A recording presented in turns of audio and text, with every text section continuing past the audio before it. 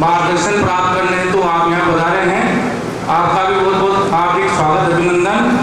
जैसा कि विषय पिलाजी सर ने मेरे को सौंपा है, वो सभी अनुभव कर रहे हैं। और स्कूल में जब रिजल्ट आता है तो स्कूल में जो टॉपर आने वाले जो छात्र होते हैं तो उसमें छात्रों की संख्या ज़्यादा होती है। मैं मेरे अनुभव से, क्योंकि मैं भी शिक्षा विभाग से जुड़ा हुआ हूँ, विद्यालय का संचालन भी करता हूँ और कक्षा भी पढ़ाता हूँ, तो सब तरह का अनुभव है। इसके साथ साथ प्रशासनिक अनुभव भी सीडीओ कार्यालय में मैंने कार्य किया है, तो प्रशासनिक अनुभव भी, तो अनुभव के आधार पर यह देखने में आता है कि जैसे मेरे विद्यालय की श्यामपुराटी में बताऊं कि सीनियर सेकेंडरी के रिजल्ट आए तो टॉप में सारी लड़कियां आई, एगो 75% के, और एक भी लड़का नहीं आया। सारी लड़कियां 75% से ऊपर लड़कियां लेके आई और लड़का एक भी नहीं आया।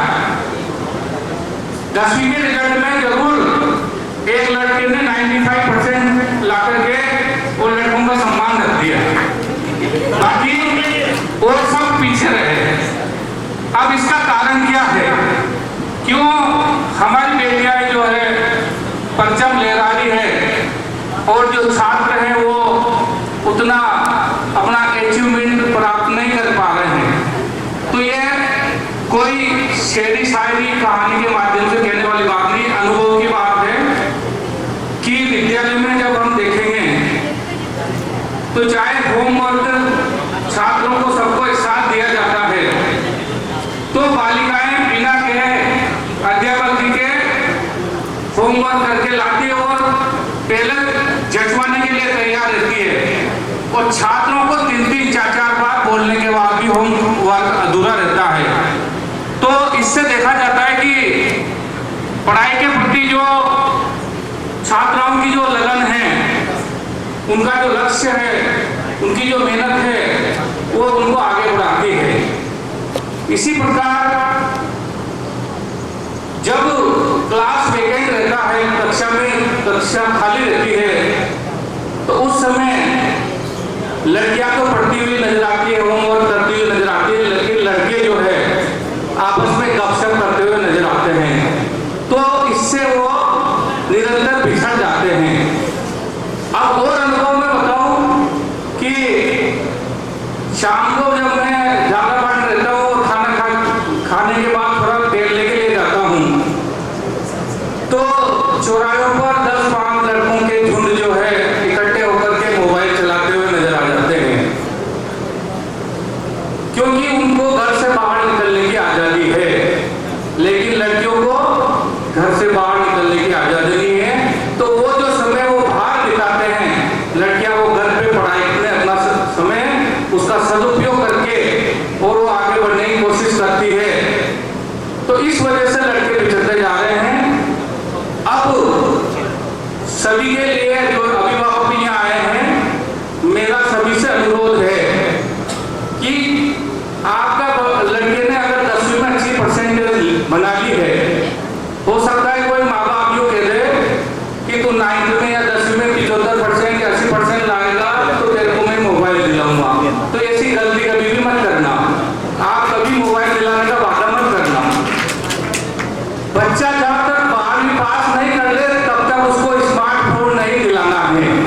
अगर आपने स्मार्टफोन दिला दिया तो जो टॉपर बच्चा है उसकी रैंकिंग भी गिर जाएगी। ये मैं मेरे अनुभव से बता रहा हूँ, क्योंकि मेरे जो निकट में बच्चे रहते हैं उनने 10वीं में तो अच्छी 80% से एबव नंबर लाए हैं, लेकिन अच्छे नंबर लाने के बाद माँ बाप ने उनको इनाम दे दिया मोबाइल का, और वो मोबाइल का इनाम देते इनके लत लग गई। अब वो पढ़ाई की बजाय उसमें ही लगे रहते हैं। तो ये सबसे बड़ा कारण है पिछड़ने का कि सोशल मीडिया भी जो है वो सबसे बड़ा जिम्मेदार है।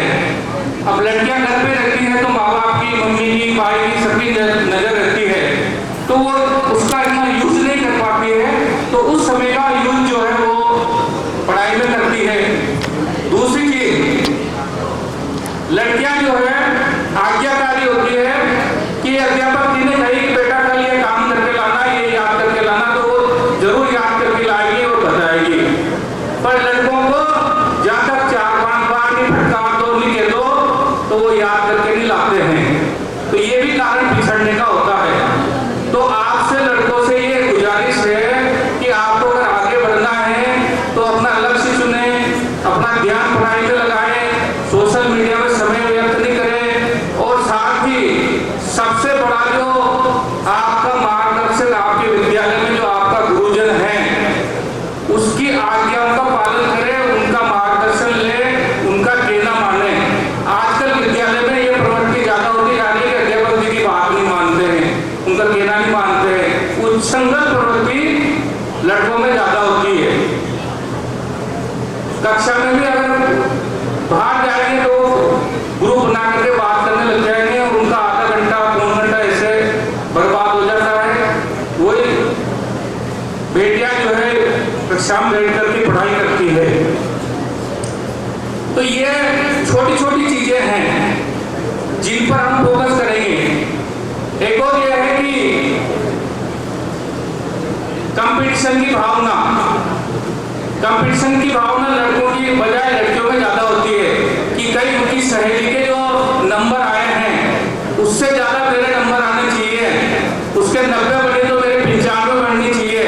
ये मैं खुद का अनुभव मेरे क्लास के बच्चों के आधार पर मैं बता रहा हूँ कि उनमें जब हमारे जो क्लास टेस्ट होता है तो वार्षिक होती है, वार्षिक होती है, अगर एक नंबर भी हम उसको काट देते हैं तो वो तुरंत हमारे पास आ जाती है, हमारे सर एक नंबर कैसे कम आ गया। तो ये कंपटीशन की भावना, और लड़का एक भी नहीं आता है कि मैंने नंबर कम कैसे दे दिए। अब अभी रिजल्ट आए तो एक लड़के के सबसे नंबर कम आए, क्लास में सबसे नंबर कम आए, और उसने क्लास ग्रुप में लिखा है रिजल्ट आने के बाद कि मेरी मेरिट आ गई। तो ये बात है कि जो हमें छोटी छोटी बातें देखने को मिलती है जो पिछड़ने का जो मेन कारण है। हम लक्ष्य नहीं बनाते हैं। लक्ष्य बना लिया कि मेरे को 95% लाना है, 90% लाना है, तो उस लक्ष्य की ओर हम बढ़ेंगे, उतनी मेहनत करेंगे और उसको प्राप्त करने के लिए दिन रात करेंगे, जुटेंगे, और उसके लक्ष्य को प्राप्त करने के लिए जो सामग्री चाहिए, ट्यूशन चाहिए या गुरुजी का मार्गदर्शन चाहिए, तो उसको प्राप्त करने के लिए हम तत्पर रहेंगे तो हमें निश्चित रूप से वो लक्ष्य मिलता है।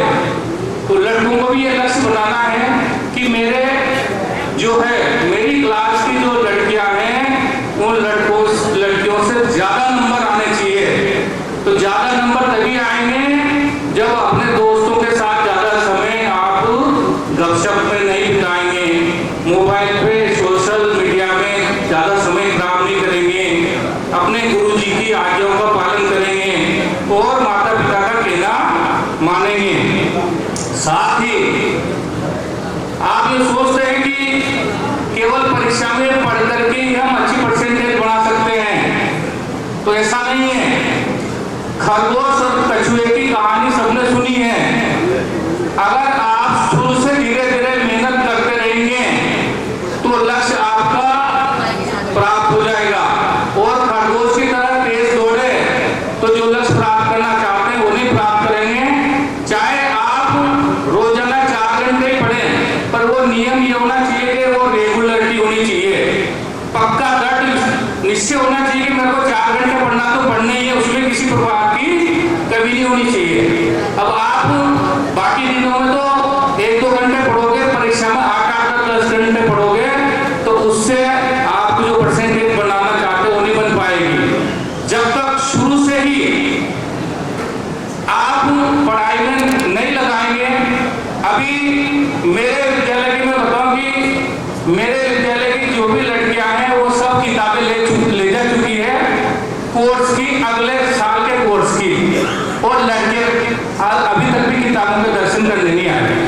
तो ये कारण होता है लड़कियों के परसेंटेज बढ़ने का कि उनको अभी से चिंता है कि हमें आगे 95% का लक्ष्य प्राप्त करना है या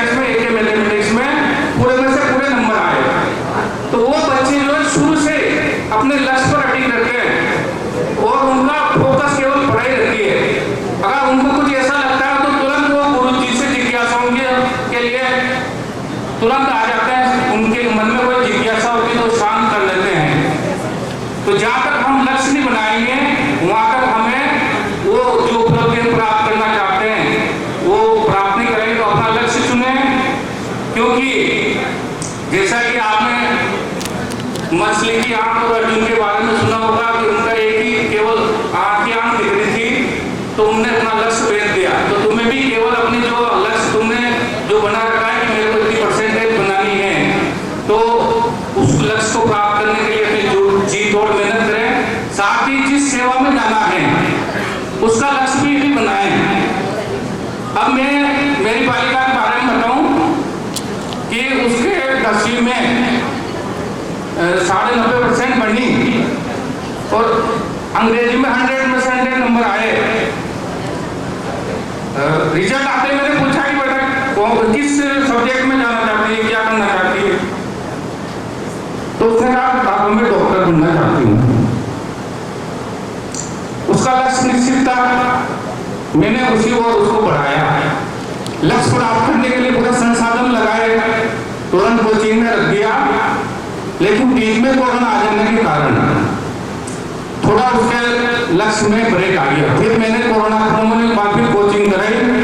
हो सकता है उसका MBBS में सिलेक्शन नहीं हुआ, लेकिन BMS Jodhpur university Ayurveda university है, उसको जोधपुर आयुर्वेद यूनिवर्सिटी मिल गई और वो अभी BMS कर रही है। तो उसने शुरू से लक्ष्य बनाया था, जिस क्षेत्र में जाना था वो क्षेत्र उसने पा लिया। तो मैं उस बात से कुछ थोड़ा सा मेरी बात हो गई इस बात के लिए। तो आप भी लक्ष्य बनाएं, जब तक लक्ष्य तय नहीं करोगे वहां तक आप उस मंजिल तक नहीं पहुंच पाएंगे, क्योंकि उसके आप परसेंटेज सुनोगे तो आप ही जो चाहोगे। फिर भी उसका MBBS में नंबर नहीं आया। 12th में 99.20% उसके मार्क्स आए थे, लेकिन फिर भी MBBS में सिलेक्शन नहीं हुआ। तो ये पढ़ाई बहुत डिफिकल्ट भी है, लेकिन हमें कभी भी इससे जूझना बंद नहीं करना चाहिए। जो बच्चे अभी बहुत सारे हम सुनते हैं कि 4-4, 5-5 बार परीक्षा देने के बाद वो आखिरी में लक्ष्य प्राप्त कर लेते हैं। और जो 6वीं में फेल हो गया वो भी IAS बना है। एक अपने कलेक्टर है, वो एक बार 6वीं में फेल हो गई थी, लेकिन वो कलेक्टर के पद पे पहुंची। तो ऐसा नहीं कि हम कोई एक क्लास में नंबर कम आ गए या फेल हो गए तो उसमें जो है छोड़ जाए, निराश हो जाए, हतोत्साहित हो जाए। हमें दुगनी मेहनत से हमें उसको मेहनत करके उस लक्ष्य को प्राप्त कर सकते हैं। धन्यवाद। बहुत बहुत धन्यवाद आदरणीय रामकिशन जी। आपने जो टॉपिक दिया वास्तव में बहुत आज के परिवेश में बहुत खराब है कि ऐसी स्थिति में बालिकाओं का गिरता